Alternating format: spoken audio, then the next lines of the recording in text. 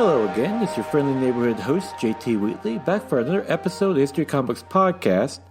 This time with another edition of the classics with Calvin and Hobbes by Bill Waterson.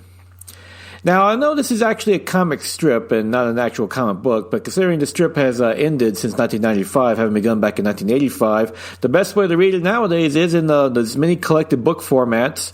My personal favorite is the hardcover complete Calvin and Hobbes, a 3-volume set that I purchased a few years ago. That is one of my favorites in my trade collection, and basically is the whole Calvin and Hobbes strip from beginning to end chronologically, along with a little commentary by Bill Waterson. It's just a classic series about a young boy, Calvin, and his make-believe or not tiger Hobbes, who's everyone else sees him as a stuffed tiger, but Calvin, he's a real tiger, and Bill Waterson was brilliant in making you go, is he real? Is he not? He plays around with it very brilliantly.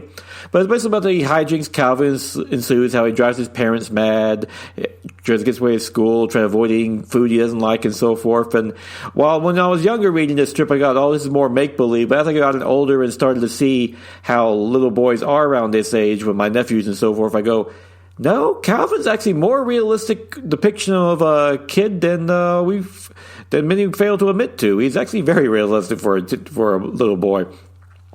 And in fact, too much so that one of my nephews, I gave him a fake Hobbes plush toy saying, you're a Calvin, you need a Hobbes toy.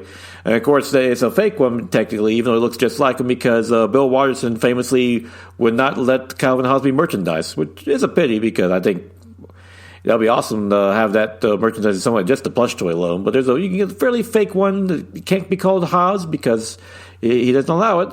But I even got one for myself, too, because what are you going to do? Calvin Hobbes, one of the best things ever. But yeah, from running from 1985 to 1995, this is easily one of the best comic strips probably ever created, bar none.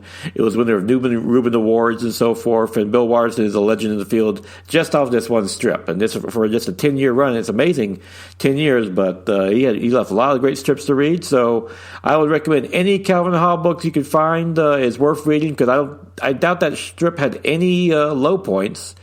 My personal collection is the complete Calvin and Hobbes, but that's very expensive and hard to find. But any one of the individual books you can get for like $10. So yes, that's my classic for this week, Calvin and Hobbes by Bill Waterson, a true classic in comic strip or comic book form.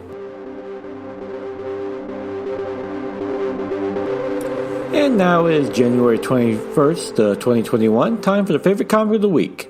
Iron Fist, Heart of the Dragon by Larry Hama and David Wachner, that finds Iron Fist leaving his ward, Pei, to be babysat by his best friend Luke Cage while he goes off to investigate the Seven Kingdoms with his dwarven friend Fu to figure out what's going on with each one of their dragons, as each dragon is meant to protect each one of the kingdoms and keep them intact, as someone's apparently hunting them down. Sure enough, he finds that someone is in some awesome, epic martial arts battles.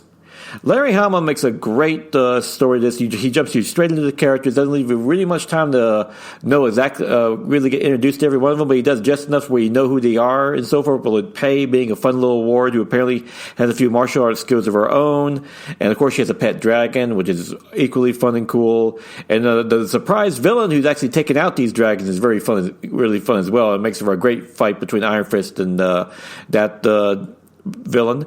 And also I really love Fu. Fu's like a fun little dwarven character. He's almost like a Yoda in a weird way, but a lot of fun and overforth. And David Wachner, his art is gorgeous and action-packed, great depiction of the Seven Kingdoms and all the fights and so forth. So yeah, this looks to be a fun read. Iron Fist has had something of a revival lately with the Netflix show, and it's great to see him coming back more into the forefront, and this is a great read starting out. So yeah, if you're interested in Iron Fist and something a little different, check this out, the Iron Fist, Heart of the Dragon #1. That's my favorite comic book of the week. And with that, that'll conclude this edition of the classes for this week. But totally join me again next week. And while you're at it, go out, enjoy yourself a good comic book, and especially Calvin and Hobbes, because even though it's a comic strip in comic book form, it's a true classic.